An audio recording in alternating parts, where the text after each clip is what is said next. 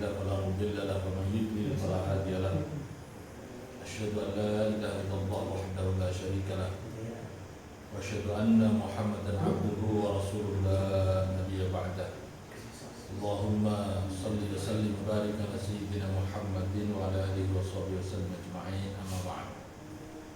Saudara sekalian, Bapak Ibu, jamaah salat Isya yang berbahagia, alhamdulillah puji syukur kita panjatkan kehadirat Allah Subhanahu wa taala karena atas limpahan karunia nikmat anugerahnya maka kita bisa menjalankan salat Isya dengan berjamaah. Shalawat serta salam semoga Allah limpahkan dan curahkan kepada junjungan kita Nabi Muhammad sallallahu alaihi wasallam beserta para keluarga, para sahabat dan para pengikutnya setia hingga yaumul kiamat. Semoga syafaat untuk kita sekalian, amin ya rabbal alamin. Baik, Bapak sekalian saya hormati, di pertemuan 2 minggu yang lalu bahwa yang namanya kekasih Allah, apa yang dikenal dengan wali-wali Allah itu, mereka adalah alladzina amanu wa kanu yattaqun. Yang dimaksud dengan kekasih Allah itu adalah mereka orang beriman dan mereka orang yang bertakwa. Itulah yang disebut dengan kekasih Allah. Itulah yang dikenal dengan istilah auliya Allah, wali-walinya Allah. Nah, sementara kita sudah mengkaji juga tentang yang disebut orang beriman itu apa, gitu kan?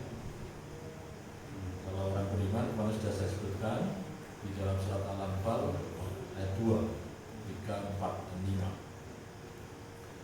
Orang beriman itu mempunyai ciri orang berimannya. Yang pertama adalah idza dzikirallah wajilat qulubuhum. Apabila disebut asma Allah maka bergetar hatinya. Kemudian yang kedua, orang beriman itu adalah idza tuliyat 'alaihim ayatuhu zadatuhum imanan. Apabila dibacakan ayat Allah maka bertambah imannya. Nah, ini yang kedua. Kemudian yang ketiga, orang beriman itu adalah wa 'ala rabbihim yatawakkalun. Hanya kepada Allah lah orang beriman ini selalu bertawakal, memasrahkan hidup dirinya itu hanya kepada Allah Azza wa Jalla. Dan yang keempat adalah yuqimunas shalah, orang yang mendirikan salat. Dan yang kelima adalah wa mimma razaqnahum yunfiqun, yaitu orang yang menginfakkan sebagian rezeki yang Allah berikan kepadanya. Baik, jadi kalau wali Allah itu adalah yang pertama orang beriman, dan orang beriman sudah kita kaji kemarin.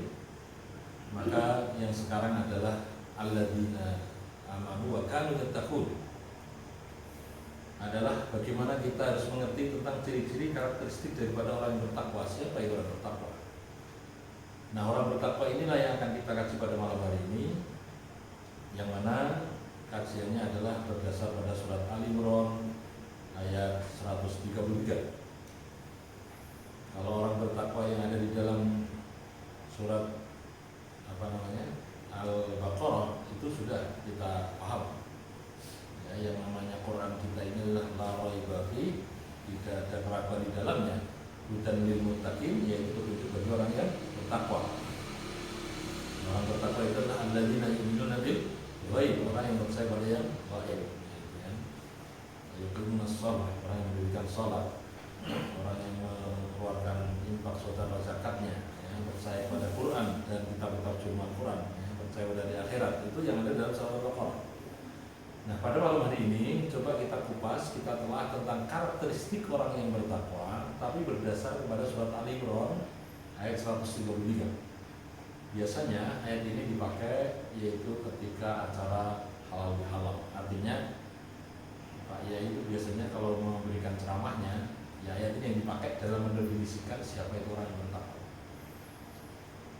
Baik, nah Bapak sekalian, Bapak yang saya hormati, ini tetap kita kaji sekarang, tidak harus menunggu halal bihalal besok, supaya kita ngerti tentang ciri orang bertakwa.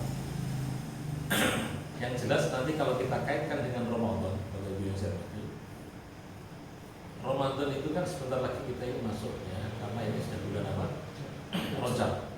Kalau dalam doa Rajab awal itu Allahumma barik lana bi Rajab wa Sa'bana wa balighna Ramadan. Tirukan saya Pak ya. Bismillahirrahmanirrahim. Sama-sama. Allahumma barik lana fi Rajab wa Sa'bana wa balighna Ramadan. Allahumma barik lana fi Rajab wa sya'ban wa balighna Ramadan. Allahumma barik lana fi Rajab wa sya'ban wa balighna Ramadan. Itu doa ketika awal Rajab. Artinya adalah Nabi kita Muhammad sallallahu alaihi wasallam menyiapkan dirinya untuk masuk Ramadan itu sejak bulan Rajab. Karena apa? Doa ini kalau kita terjemahkan, ya Allah ya Tuhanku, berilah keberkahan pada diri kami yang namanya di bulan Rajab. Ya Allah ya Rabbu, berilah keberkahan kepada kami yaitu di bulan Sya'ban, ya. Dan ya Allah ya Rabbi, sampaikanlah umur kami ini sampai bulan Ramadan. Dari makna ayat doa ini maka saya menyimpulkan bahwa Nabi menyiapkan diri, ya. Kita ini menyiapkan diri harusnya sejak di bulan Rajab. Ya, Nabi persiapan diri mendoakan diri beliau dan keluarganya yaitu wa balighna Ramadan. Setelah bulan Rajab mendapatkan berkah atau berkah, ya. Bulan Sya'ban juga ada keberkahan, kemudian sampaikanlah umurnya sampai bulan Syawal. Nah, jadi ini sebentar lagi sudah masuk bulan Ramadan, Bapak Ibu yang sehingga kita harus ngerti bahwa orang yang mendapatkan kewajiban berpuasa itu siapa? Kalau dalam ayat dikatakan yang mendapatkan seruan untuk berpuasa, mereka adalah ya ayyuhalladzina amanu kutiba alaikumusiyam. Jadi bunyinya dalam surat Al-Baqarah itu, a'udzubillahi minasyaitonir rajim, ya ayyuhalladzina amanu. Wahai orang yang beriman, yang diseru untuk berpuasa adalah orang yang beriman. Kutiba alaikumusiyam, telah diwajibkan atas kalian yang namanya puasa. Ya, yang mana puasa itu telah diwajibkan kepada umat sebelum kalian, la'allakum tattaqun, agar orang kalian menjadi orang yang bertakwa.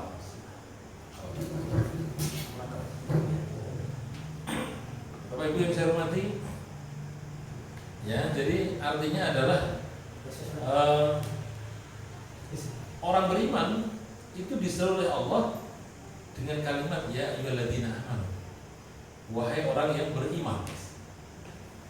Nah, nanti akan kita kaji insyaallah, ya. Artinya Ramadan itu seperti itu. Orang beriman disuruh oleh Allah dengan kalimat ya ayyuhalladzina amanu. Sementara kalau kita kaji kemarin bahwa orang beriman itu adalah ciri-cirinya sudah kita bahas kemarin. Nah, orang beriman yang punya ciri-ciri kemarin yang kita bahas itu kemudian diproses oleh Allah Subhanahu wa taala selama sebulan penuh, maka akhirnya pun outputnya adalah la'allakum tattaqun, agar diri kita menjadi orang yang bertakwa. Artinya apa?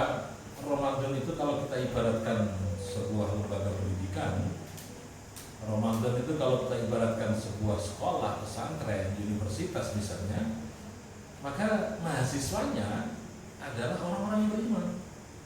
Nah, orang-orang beriman itu yang kayak apa? Kriterianya sudah jelas kemarin kita bahas. Nah, orang beriman diproses oleh Allah selama sebulan penuh, nanti outputnya dari alumni menjadi seorang mutakharrij, ya. Alumninya adalah alumni Ramadan, yaitu la'allakum tattaqun, agar diri kita menjadi orang yang bertakwa, gitu, ya. Nah, maka sebelum masuk Ramadan kita kaji dulu itu orang beriman kayak apa sudah kemarin, ya. Orang bertakwa ya apa, malam ini baru kita bahas, ya. Supaya nanti masuk bulan Ramadan kita sudah punya gambaran. Harusnya kita ini menjadi karakter seorang beriman, kemudian setelah Ramadan kemudian menjadi orang yang bertakwa. Baik Bapak Ibu yang saya hormati, mari kita perhatikan di dalam surat Ali Imran. Allah Subhanahu wa taala berfirman, a'udzubillahi minasyaitonir rajim. Bismillahirrahmanirrahim. Wasari'u ila maghfiratin min rabbikum wa jannatin 'arduha as-samawati wal ardh uiddat lil muttaqin. Bersegeralah kalian menuju kepada ampunan Allah Subhanahu wa taala, menuju kepada ampunan Tuhanmu, dan menuju kepada surganya Allah, yang mana surga itu adalah seluas langit dan bumi. Surga yang seluas langit dan bumi itu adalah uiddat lil muttaqin, diserahkan, diberikan, disiapkan untuk orang yang bertakwa. Baik, saya hormati, jadi ayat ini kalau kita lihat di terjemahannya, nah terjemahannya tadi bahasa Arab, ya. Babadaru bi ta'atikum lillahi wa rasulih. Babadaru itu artinya adalah tergesa-gesalah kalian, bersegeralah kalian. Bita'atikum dengan ketaatan kalian lillahi kepada Allah wa Rasul dan kepada Rasulnya Allah Ta'ala, yaitu kepada Nabi Muhammad SAW. Lightinami maghfiratin azimatin, yaitu untuk mendapatkan yang namanya maghfirah. Lightinam itu artinya adalah mendapatkan atau memperoleh apa? Maghfirah alimah, yaitu ampunan yang besar, ampunan yang agung min rabbikum, dari Tuhan kalian. Jadi kenapa kita ini kok disuruh bersegera kepada Allah, yaitu dengan taat, dengan ketaatan lillahi kepada Allah dan Rasulnya. Jadi kita bersegera dalam rangka menjalankan ketaatan kepada Allah dan Rasulnya, itu adalah tujuannya lightinami maghfirah alimah, yaitu dalam rangka untuk memperoleh, untuk mendapatkan yang namanya ampunan yang besar dari Tuhan kita Allah Subhanahu wa taala. Dan juga mendapatkan jannah wasi'ah, dan juga mendapatkan surga yang luas. Nah, luasnya surga itu kayak apa? Ayat selanjutnya mengatakan bahwa arduhas samawati wal ardh. Jadi yang namanya arduhas samawati wal ardh adalah luasnya adalah seluas langit dan bumi. Makanya kalau kita nanti insyaallah mendapatkan kampingan surga, oh ya, orang berislam, orang yang sudah mengucapkan 2 kalimat syahadat sebenarnya sudah mendapatkan kapling masuk surga. Artinya begini. Jadi orang yang sudah bersyahadat, kata Rasulullah, yaitu dalam sebuah sabdanya, qulu la ilaha illallah tuflihu. Ucapkanlah la ilaha illallah, maka tuflihu, kalian akan mendapatkan kemenangan, kalian akan beruntung. Ini sabda Rasul begitu. Dipahami oleh para ulama sebenarnya sabda ini menunjukkan bahwa kunci masuk surga adalah kalimat thayyibah, yaitu la ilaha illallah. Makanya sebagian kaum muslimin mempunyai pujian yaitu miftahul jannah la ilaha illallah. Jadi miftahnya jannah, kuncinya surga itu adalah kalimat la ilaha illallah. Orang yang sudah bersyahadat, orang yang sudah mengucapkan asyhadu an la ilaha illallah wa asyhadu anna muhammadar rasulullah, itu sudah punya tiket masuk surga. Ya, sekarang tiketnya bisa dipakai atau tidak, nah itu tergantung artinya bagaimana sholat kita, puasa kita, ibadah kita, dan seterusnya. Nah, oleh karena itu kalau kita paham di sini adalah surga itu arduhas samawati wal ardh, yang namanya luas surga adalah seluas langit dan bumi. Ya, itu berarti begitu luasnya. Kita ini berada di bumi aja luasnya seperti ini. Ya, kemudian kita lihat surga adalah seluas langit dan bumi semuanya. Ya. Nah, itu semuanya surga yang begitu indahnya, surga yang begitu luasnya seperti itu adalah mu'iddat lil muttaqin. Ya, disediakan kepada orang-orang yang bertakwa. Yaitu di sini dikatakan a'addahallahu lil muttaqin. Allah menyediakan yang namanya surga tadi adalah lil muttaqin, bagi orang-orang yang bertakwa. Nah, siapa orang bertakwa? Inilah yang tadi saya katakan, ciri-ciri orang bertakwa itu harus kita pelajari, kita kaji. Saya ulangi lagi ayat yang pernah kita kaji yang kemarin, ala inna awliya Allahi la khaufun alaihim wa la hum yahzanun. Ketahuilah bahwa yang disebut dengan kekasih-kekasih Allah, ketahuilah bahwa yang disebut dengan wali-wali Allah itu adalah orang yang beriman dan bertakwa. Nah, orang beriman kita sudah mengkaji dan mentelaah kemarin. Kalau sifat orang beriman sudah kita pelajari, kita kaji, maka di saat nanti masuk bulan suci Ramadan kita sudah ada kesiapan untuk diseru oleh Allah dengan kalimat ya ayyuhalladzina amanu, wahai orang yang beriman, kan? Maka ciri-ciri 5 yang kemarin orang yang beriman itu kita pahami, kita ikuti, dan kita praktekkan, kita laksanakan. Insya Allah bahasa yang saya hormati, ya, pada malam hari ini kita akan melihat bagaimana orang bertakwa. Orang bertakwa itu yang pertama adalah alladzina yunfiquna fis-sarra'i wad-dharra, ya. Yaitu orang beriman adalah orang yang menginfakkan. Sebagian rezekinya ini adalah dalam keadaan fis-sarra', dalam keadaan senang, wad-dharra, maupun dalam keadaan susah. Makanya di sini dikatakan tafsirnya adalah alladzina yunfiquna amwalahum fil yusri wal usri. Jadi menginfakkan harta yang dimilikinya itu baik dalam keadaan mudah maupun dalam keadaan susah. Nah, ini yang repot susah ya. Jadi berinfak dalam keadaan senang maupun dalam keadaan susah, dalam keadaan bahagia maupun dalam keadaan tidak bahagia. bahagia, ya, dalam keadaan lapang maupun dalam keadaan sempit. Nah, makanya nanti ketika di Ramadan untuk mempraktekkan ayat ini biasanya sebelum Idul Fitri kita punya kewajiban namanya zakat mengeluarkan zakat fitrah. Itu dalam rangka untuk praktek ini supaya menjadi orang yang bertakwa tadi. Ya, dan kemudian di Ramadan pula kemudian kita gemar dan suka untuk berinfak bersedekah seperti itu. Nah, supaya apa? Supaya jadi orang bertakwa itu ada pada diri kita.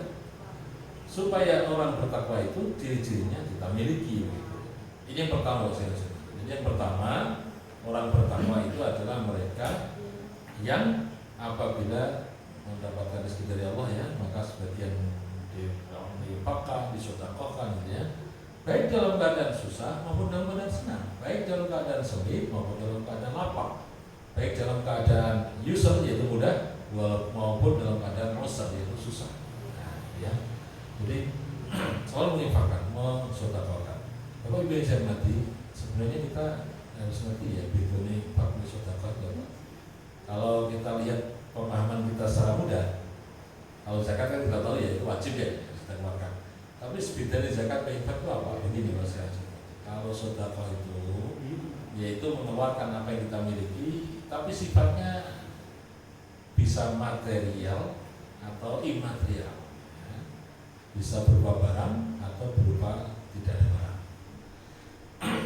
Jadi yang namanya sedekah itu berarti amalan yang jadi bisa pakai barang atau pakai uang atau pakai selain uang, itu namanya sedekah. Kenapa begitu? Karena Rasul bersabda, yang namanya senyum kita sesama muslim ada, itu adalah tabassumuka fi wajhi akhika sedekah. Ya, senyum kita sesama muslim, kemudian kita merasa senang berjumpa dengan saudara kita sesama muslim, itu adalah apa? Sedekah. Ya, ini makanya sedekah maknanya lebih luas daripada infak. Kalau infak itu adalah cenderung disebut materi. Ya. Kalau sekalian saya hormati, mohon maaf ya, tadi saya nggak mau jadi imam itu apa? Saya itu baru bapak-bapak mungkin pernah punya ya, pengalaman yaitu yang namanya sakit boyo. Saya itu sakit boyo itu lama, tapi ini baru kumat ya, baru capeknya. Jadi kalau ruku tadi saya nggak bisa sempurna. Kalau dengan kita ini ruku dari siapa? Harus lurus gini Pak ya. Saya nggak bisa, baru sakit tadi. Rukunya itu hanya diglok gitu aja, saya nggak bisa sempurna. Dan itu nggak bagus kalau jadi imamnya. Ruku tahiyat akhir kadang juga susah juga. Baik, makanya saya jadi ya Pak Roy, ternyata tidak ada di sini. Baik, bisa saya hormati, jadi itu penting sekali dalam apa ya, menjalankan syariat agama Islam, ya, dalam terutama jadi imam, ya, kita harus tahu diri tidak harus jadi imam ya. Kalau pas nggak pas ya harusnya mundur. Baik, bisa saya hormati, itulah yang pertama. Jadi yang pertama adalah menginfakkan sebagian rezeki itu dalam keadaan sarra, yaitu senang, ya, wabarak maupun dalam keadaan susah. Yang kedua, nah ini yang kedua yang angkat, yang susah itu yang kedua. Yang kedua itu Bapak, wal kadhiminal ghaidha. Wal kadhiminal ghaidha itu artinya adalah yang bisa menahan nafsu amarah. Ya, kalau di tafsirnya dikatakan walladzina yumsikuna ma fi anfusihim minal ghaidh bil bisabri. Yaitu orang yang bisa menahan, yumsikuna mereka menahan ma fi anfusihim apa yang ada dalam diri mereka minal ghaib dari satu kemarahan. Sebenarnya bisa marah. Sebenarnya sangat mungkin kalau seandainya emosi diluapkan itu bisa. Tapi dia bisa menahan, enggak sampai marah gitu ya. Ada enggak orang seperti ini, Pak? Ada, Pak, ya. Kita temui mungkin beberapa orang kadang-kala antara marah dan tidak itu enggak bisa diketahui. Diam mas gitu, ketawanya paling ya kita diam itu marah ya. Jadi dia sebenarnya mampu untuk marah ya, terutama ini yang dilakukan oleh apa ya, orang-orang yang mungkin punya power ya, punya kekuasaan, punya kemampuan gitu kan. Itu biasanya sangat mampu sekali untuk marah emosi, sangat mudah sekali dalam rangka marah emosi, tapi kemudian dia ini menyimsikun, dia itu menahan, enggak jadi luapan marahnya itu ditumpahkan di depan publik yang banyak orang itu. Tetap penuh dengan ketenangan ya, itu adalah namanya wal kadhiminal ghaidha. Wal kadhimin itu artinya adalah bisa menahan ya, yaitu yaitu al-ghaidah yang namanya kemarahan. Jadi ketika emosi marah bisa menahan. Ini akan mau gambar Pak. Susah apa menahan emosi? Susah Pak ya.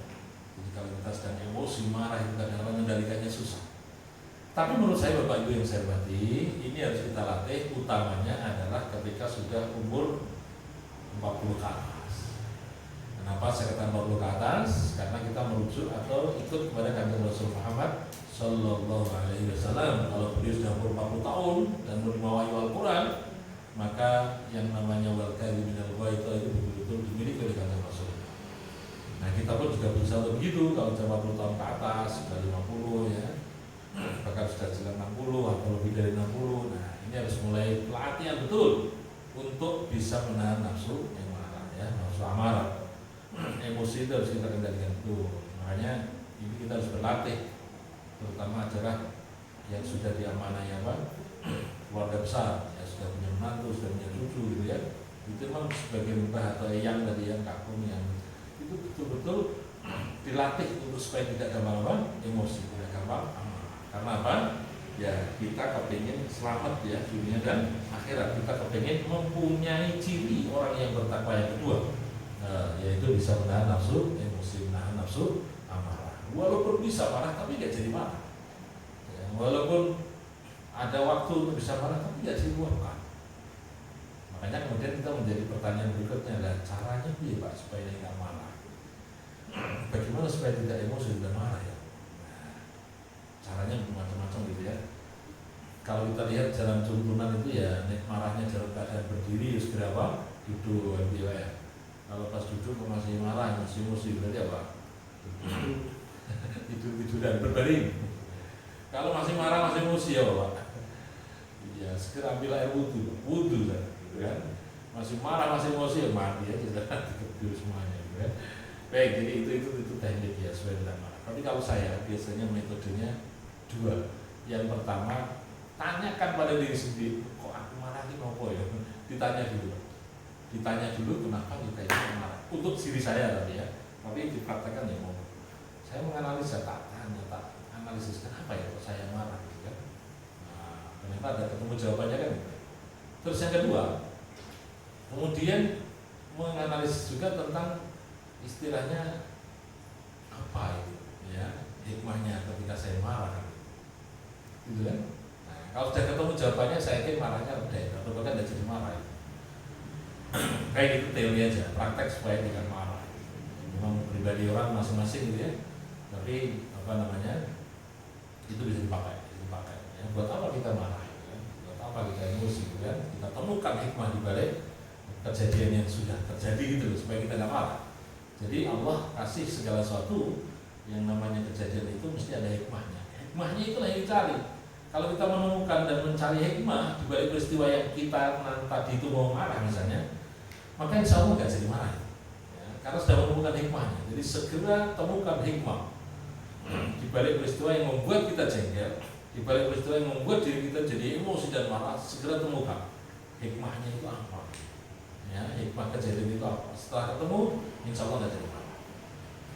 Ya, walaupun untuk menemukan satu peristiwa masalah atau istilahnya apa sesuatu yang membuat diri kita marah itu kadang-kadang menemukannya susah. Karena sudah ada kadung marah kan gitu ya. Tapi bisa sharing, bisa tanya kepada teman ya, bisa tanya kepada yang kenal akrab dengan kita gitu kan. Nah, nanti insya Allah akan ada penjelasan tentang hikmah daripada peristiwa yang telah terjadi. Nah, ini manfaatnya supaya kita tidak marah. Ya. Baik, saudara-saudara, yang kedua. Jadi yang kedua adalah wal kadhiminal ghaidha. Ya, kemudian yang ketiga. Nah, ini yang ketiga.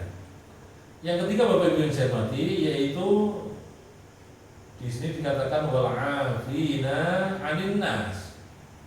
Yaitu orang yang punya jiwa pemaaf, wal 'afina dan mereka memaafkan 'anil nasi kepada semua manusia. Ingat Bapak Ibu yang saya hormati, itu adalah ayatnya an-nas artinya semua manusia. Tidak wal 'afina 'anil muslimin, tidak. Jadi yang kita maafkan itu tidak hanya orang Islam saja, tapi semua manusia harus kita maafkan. Walaupun dia beragama non-muslim, berarti tetap kita maafkan. Kita tidak memandang dari suku mana dia berasal, tidak pernah tahu apa, tidak memandang dari mana atau apa agamanya, enggak, tapi selalu memohon maaf, meminta maaf, apa tadi? Memaafkan. Memaafkan kepada sama manusia. Nek cara kita lihat kira-kira memaafkan dan minta maaf itu gampang gitu. Kalau dirian rasakan antara meminta maaf dengan memaafkan itu gampang yang mana? Gampang yang mana? Minta maaf ya? Iya, gampang minta maaf. Kalau memaafkan tuh angel, ngomongnya sudah sakitnya tuh di sini, aduh, itu angel itu memaafkannya itu susah. Ya ternyata lebih gampang apa? Minta maaf, gitu kan? Jadi aku ini lah, itu selesai sudah, gitu kan? Tapi sana nggak memaafkan gimana Pak? Ya sudah, semuanya itu sudah minta maaf gitu kan? Jadi artinya adalah memaafkan itu lebih berat daripada meminta maaf. Ya. Nah kalau di sini ayatnya wal afina anin nas, yaitu memaafkan kepada semua manusia, itu namanya berat. Ya, memaafkan. Nah, coba kita lihat terjemahnya. Wa idza qadaru wa afwa amman dzalamahu wa hadha huwa al-ihsan alladhi yuhibbu Allah. Jadi kita ini wa idza qadaru, apabila kita mampu betul-betul mampu untuk memberikan maaf gitu ya. Mampu untuk memberi maaf yaitu kepada orang yang mendolimi mereka. Artinya apa? Kita ini memaafkan kepada orang yang menyakiti diri kita. Kita memaafkan kepada orang yang mendolimi diri kita. Kita memaafkan kepada orang yang memang mengganggu selalu kita ini ya. Nah, kita maafkan ya. Itu kita maafkan. Itu berarti wal afina anin nas. Makanya kenapa ayat ini sering dipakai antara halal bihalal? Karena memang halal bihalal itu mesti ada tema yang namanya wal afina anin nas, yaitu saling memaafkan di antara kita sama manusia ya. Wallahu yuhibbul muhsinin, dan Allah adalah cinta, Allah adalah senang al-muhsinin kepada orang-orang yang berbuat baik. Nah, maksudnya apa? Allah itu adalah cinta senang kepada orang yang berbuat baik, yaitu wa hadza wa al-ihsan alladhi yuhibbullahu ashabi. Ya, ashabahu. Jadi ini adalah bentuk daripada ihsan yang mana Allah cinta kepada orang yang melakukan seperti itu. Makanya kalau kita perhatikan sebenarnya dari ayat ini adalah puncak daripada ketakwaan itu adalah di sini dikatakan berbuat ihsan, berbuat selalu dengan kebaikan-kebaikan terus gitu ya. Bapak-bapak saya mati, saya pernah mengatakan di sini silahkan perbanyak berbuat baik karena kebaikan yang ada akan kembali kepada diri kita. Ya, saya sampaikan ini penting. Silakan berbuat baik. Walaupun ya orang tidak memuji kita saat kita berbuat baik, tapi silakan berbuat baik. Karena ketika berbuat baik itu sebenarnya adalah akan kembali kebaikan itu pada diri kita, bukan? Dan ternyata kalau dalam ayat ini berarti ditutup dengan wallahu yuhibbul muhsinin, dan Allah adalah sangat cinta ya kepada orang yang berbuat baik. Artinya adalah puncak ketakwaan di samping menginfakkan sebagian rezekinya tadi dalam keadaan lapang, dalam keadaan sempit. Yang kedua adalah bisa menahan nafsu, emosi, marah gitu ya. Yang ketiga adalah punya jiwa pemaaf, memaafkan sama manusia. Tapi puncaknya adalah selalu ihsan, selalu berbuat baik ya. Kebaikan yang kita lakukan akan kembali kepada diri kita. Minimal akan membawa keberkahan kepada dirinya, keluarganya ya, keturunannya, familinya dan seterusnya, karena dia selalu berbuat baik.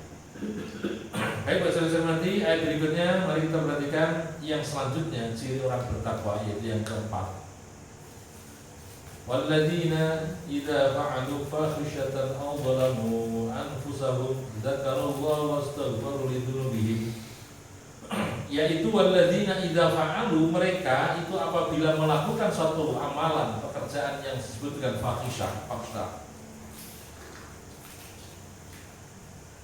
Jadi kalau misalnya ada orang yang melakukan perbuatan fahisyah, perbuatan keji gitu ya, au dzalamu anfusahum, atau berbuat zalim pada diri sendiri, maka dzakarullah, segera ingat kepada Allah Subhanahu wa taala. Jadi ingat Allah ketika berbuat zalim, ingat Allah ketika berbuat salah, fahisyah.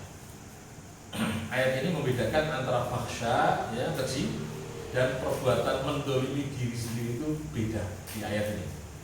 Kemudian para ulama memberikan penjelasan bahwa Yang dimaksud dengan fahsya perbuatan keji adalah efeknya tidak hanya untuk diri mereka, tapi juga orang lain. Yang namanya zina, maaf ya, tak minum. Silakan dibagi minumnya biar saya sendirian. Jadi yang namanya berbuat zina, merampok, mencuri, itu adalah perbuatan keji fahsya. Tidak merugikan diri sendiri, tapi juga orang lain. Ya. Maka itulah fahsya. Dan sedangkan dzalamu anfusahu, zalim pada diri sendiri, itu adalah berefek pada diri sendirinya saja, tidak untuk orang lain. Apa zalim pada diri sendiri itu? Contohnya maksudnya, contohnya adalah misalnya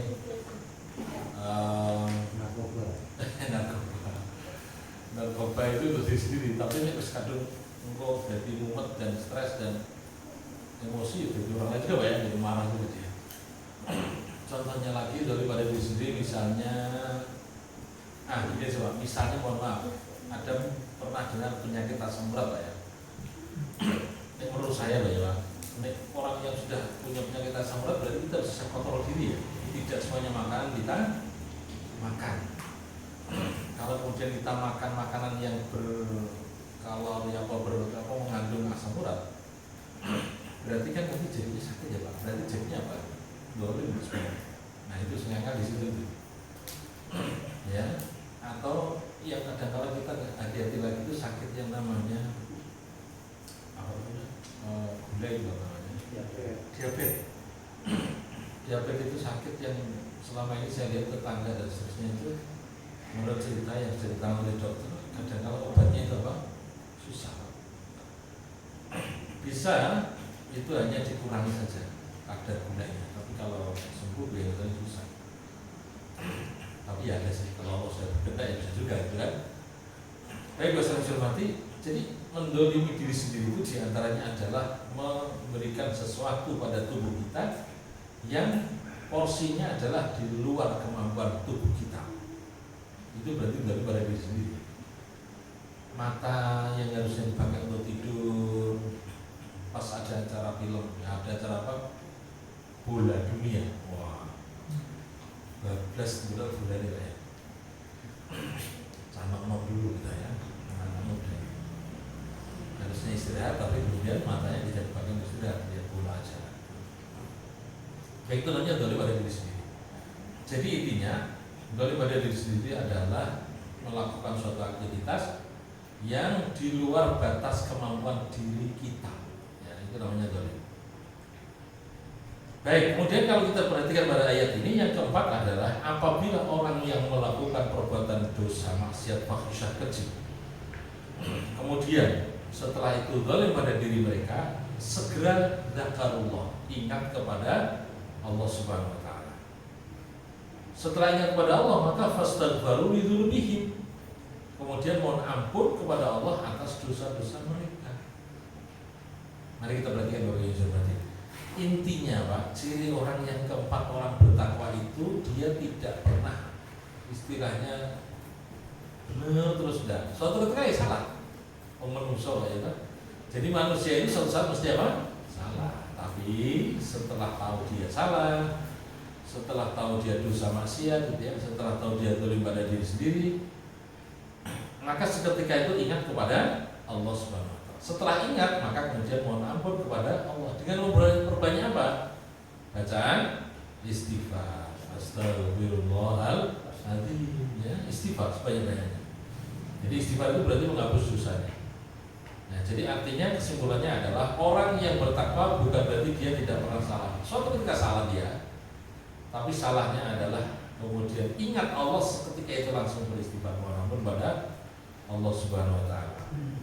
Baik, kalau terjemahnya di sini katakan walladzina idza taqabu dzanban walladzina idza taqibu dzanban kabiran au dzalamu anfusahum birtika bima dun. Yaitu orang-orang yang melakukan satu pelanggaran salah dzanban kabiran, yaitu dosa besar, Wa dzalamu anfusahum, dan mereka zalim pada diri mereka, ya, yaitu dengan melakukan suatu perbuatan yang negatif tadi. Seketika itu zakarullah, ingat kepada Allah, yaitu terutama adalah ingat wa'adallah wa wa'idhi, ingat kepada janji Allah dan ingat kepada ancaman Allah. Jadi Allah kan memberikan ancaman tuh pada orang yang berbuat zina misalnya, pada orang yang berbuat maksiat misalnya, Allah ancam itu. Jadi di sini berarti orang beriman tadi, orang bertakwa tadi kemudian sadar setelah ingat Allah, utamanya adalah ingat janji dan ancaman Allah. Maka falja'u ila rabbihim, ya, ta'ibin, maka kemudian dia sandarkan kepada Allah Subhanahu wa taala, yaitu dalam keadaan taib, orang yang bertobat kepada Allah Subhanahu wa taala. Jadi sekali lagi manusia itu adalah tempatnya salah dan lupa. Jadi wajar kalau orang bertakwa pun suatu ketika bisa salah dan dosa. Tapi ingat segera kepada Allah Subhanahu wa taala. Makanya dalam satu diskusi dikatakan kullu bani Adam khata'. Seluruh anak Adam itu yaitu punya sifat namanya khata'. Khata' itu artinya adalah salah. Wa khairul khata'in at-tawwabun. Sebaik-baik orang yang berbuat salah adalah mereka yang bertobat. Jadi sekali lagi saya ulangi, hadis ini hadis qudsi. Hadis qudsi itu adalah ucapan Allah Ta'ala, kalamnya Allah, firmannya Allah, tapi tidak termaktub di dalam Al-Quran, tidak tertulis dalam Al-Quran, itu namanya hadis qudsi. Atau ada yang mendefinisikan hadis qudsi adalah hadis yang redaksinya itu dari Kanjeng Rasul, tapi isinya, rohnya atau muatan kontennya adalah dari Allah Subhanahu wa taala. Jadi tekstualnya itu dari Rasulullah, ya, kalimatnya dari Rasulullah, tapi inti rohnya adalah dari Allah Subhanahu wa taala. Tapi yang mudah tadi itu firman Allah, tapi tidak termaktub di dalam Al-Qur'anul Karim. Nah, hadis qudsi tadi mengatakan kullu bani Adam khata'. Seluruh anak Adam itu adalah salah. Wa khairul khata'in at-tawwabun. Yaitu sebaik-baik orang yang bersalah dia adalah orang yang bertobat. Nah, di sini berarti dikatakan adalah orang yang sudah berbuat salah tadi ingat Allah, kemudian setelah ingat kepada Allah, ya, kemudian bertobat mohon ampun kepada Allah Subhanahu wa taala.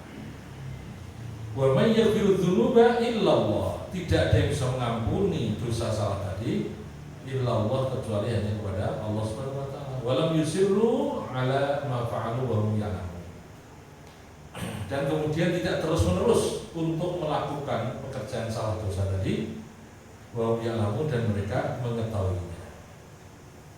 Bapak Ibu yang saya hormati, jadi orang bertakwa itu satu ketika salah, kemudian ingat Allah dan segera mohon ampun kepada Allah dan tidak mengulang lagi. Nah, ini yang jadi masalah. Tidak mengulang lagi itu. Kadang-kadang kita itu kadang kalau repotnya salah tapi mulai menengah gitu.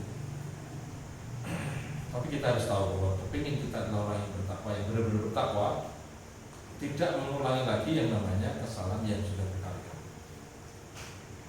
Baik, kalau sudah seperti itu maka ulaika jazaa'uhum maghfiratun min rabbihim. Mereka itu adalah akan mendapatkan jaza. Mereka akan mendapatkan pahala dari Allah Subhanahu wa taala dan akan mendapatkan ampunan, ya, darinya, dan akan mendapatkan jannah, surga yang mengalir di bawahnya ada sungai-sungai kekal di dalamnya.